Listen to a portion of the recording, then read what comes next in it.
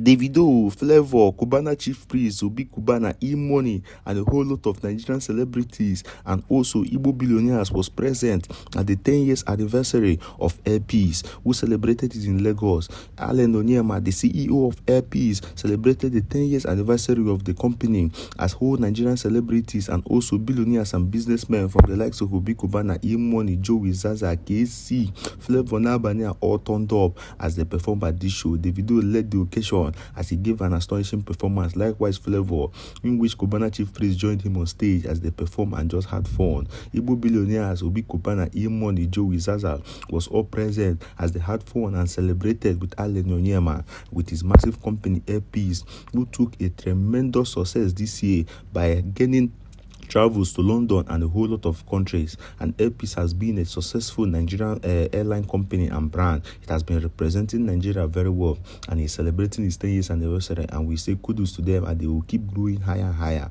Okay guys, drop a comment below what you think about it, like and share, and don't forget to subscribe to the channel.